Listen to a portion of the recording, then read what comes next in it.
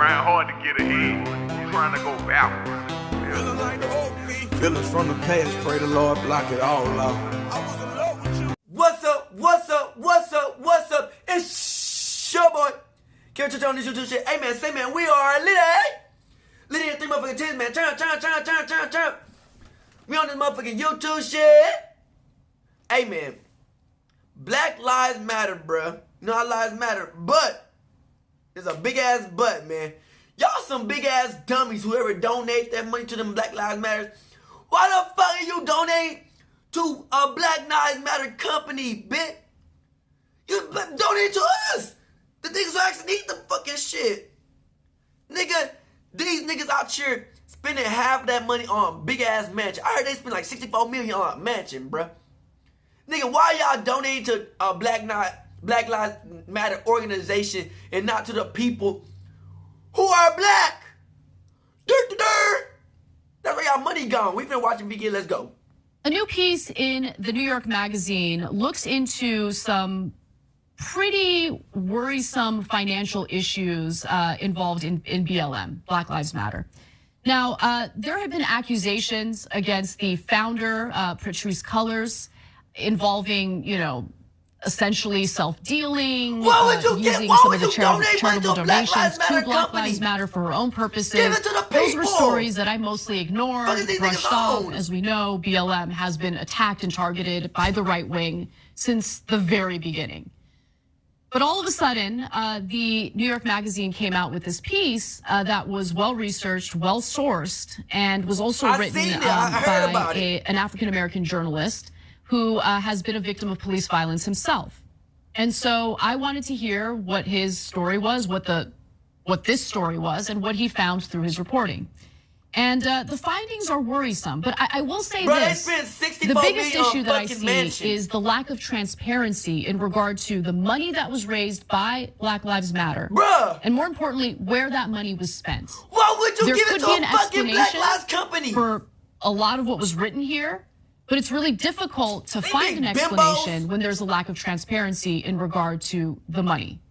So with that said, I do want to give you some specific details, some excerpts from the piece, and we'll start with what local activists have been saying about Black Lives Matter behind the scenes. Some local activists contend that little of the money raised at the national level makes its way to their organizations or to the families of Black people killed by police. In November of 2020, 10 chapters of the Black Lives Matter Global Network Foundation issued a public call for greater financial accountability.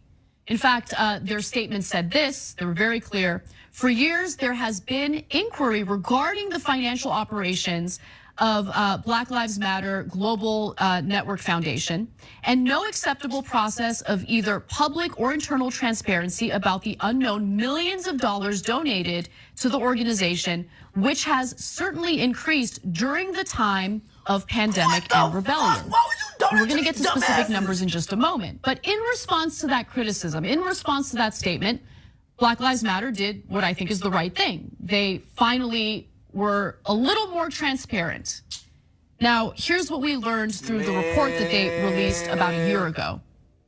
So the Black Lives Matter Global Network Foundation said it had raised more than $90 million in 2020. It incurred $8.4 million in operating expenses, distributed $21.7 million in grants to more than 30 organizations, and retained some $60 million in its coffers. So that did not quiet the critics. In fact, it led to more questions, and unfortunately, it was not followed up with more transparency. And so, who are the critics? What are they saying? These two excerpts really stood out to me in the piece. And I do want to give credit to the reporter here, Sean Campbell, who did the reporting, who wrote this story. People really need Please check out the full piece. We'll include a link in the description box. After the report was published, two activists in Ferguson, Missouri, Tori Russell and Michael Brown Sr., whose son was killed by a police officer there in 2014, posted a video demanding $20 million for local programs and organizers. Okay. The movement that has been catapulted into the limelight has forgotten about Ferguson and the freedom fighters who have literally given their lives to the struggle, Russell Wow, said. So man. that was one of the criticisms following the release of Damn, that we report. can't win for fucking losing. This next one is the one fucking I'm dummies. most worried about. So a few weeks later, in March of 2021, two mothers of victims of police violence, Lisa Simpson and Samaria Rice, released a statement calling for Black Lives Matter and others to stop capitalizing on their suffering. We don't want or need y'all parading in the streets, accumulating donations, platforms, movie deals, etc., off the death of our loved ones, while the families and communities are left clueless and broken, they wrote. Don't say our loved ones' names, period. That's our truth. The Black Lives fucking company, bitch. A lot of money was raised. Where did the money go? To a Why is there a fucking lack mansion. of transparency in regard to those very questions? And I think that the very victims of police brutality and police violence deserve to know. They deserve to know. Now, Patrisse Cullors, who was the head of Black Lives Matter, has since stepped down. She said she wanted to focus on other projects, speaking engagements. She's working on a book and all of that. And so there's the other issue of, well, who do we go to? Like, where's the accountability? This now feels like a leaderless movement. Justin Hansford, who's a law professor at Howard University, he's also the executive director of the Thurgood Marshall Civil Rights Center, argued this. He said, they tell a story that makes it seem like the creation of their hashtag was the start of the movement. I don't think they have directly told lies about their role, but they have a really inflated sense of self-importance in terms of the movement.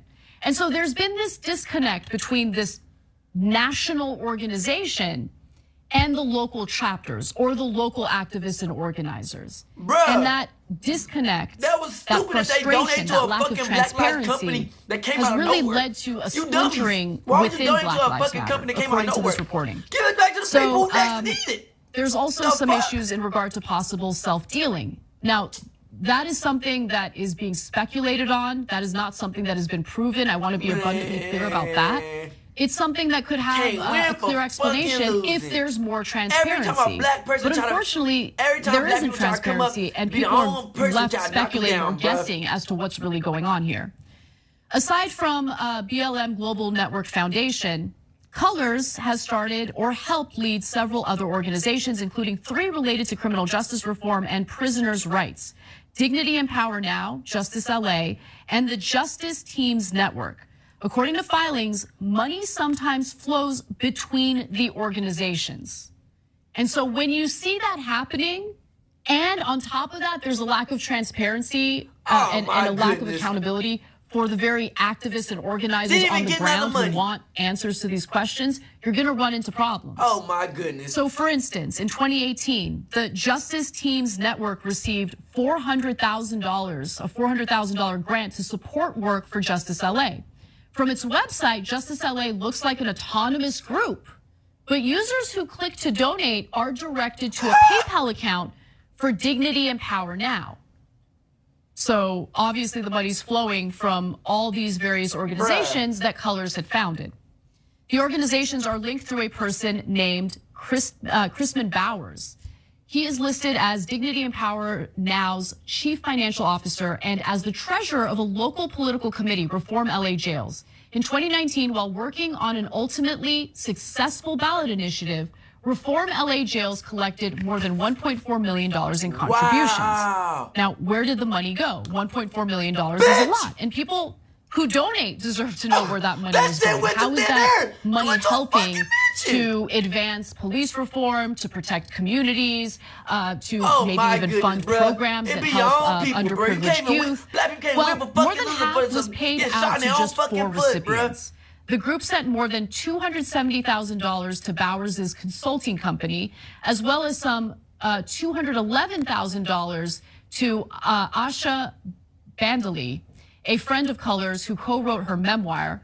About $205,000 went to a company Cullors operates with her spouse. And about $86,000 was paid to Trap Heels LLC, an entertainment, clothing, and consulting company started by Damon Turner, the father of Patrisse Cullors' child. So that doesn't look good. Horrible. And it gives the impression of self-dealing, something that hasn't been proven. Again, want to be clear about that. But if you don't want to give that impression, you should have, as some of the activists noted, radical transparency. People deserve to know how that money is being utilized, where that money is going. 90 million. And so, as a show that's been incredibly supportive of the movement, we've defended Black Lives Matter multiple times in the past, especially against ridiculous, unfounded allegations and assaults from the right wing. I do think it's important to also share this perspective with you, especially because this perspective is coming from local activists on the ground. They want to know what's going on. They want to know who's leading this movement now. Where is the money going? And when can we finally get some transparency? And I think they deserve to have all those answers given to them. Thanks for watching The Young Turks. If y'all really donate appreciate to them it. dummies, Another way to y'all show crazy. support is through YouTube memberships. You'll get to interact with us Look at more. y'all donate to a live dummy. chat, emojis, badges.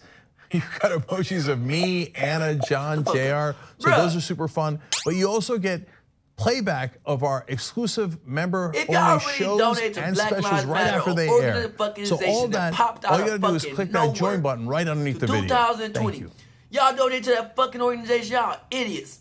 Y'all some idiots and y'all money deserve to be gone. But why you fucking not donate to black people in general? Y'all got all that money, donate to a fucking organization that's gonna actually be for black people. They just 90 million gone just like that. Didn't even help the black community. Sad times, man. We out this bitch. Straight hood and outside shit, man. Deuces, man. Hey, Dad, you know, dog, when we link up, dog, this shit be legendary.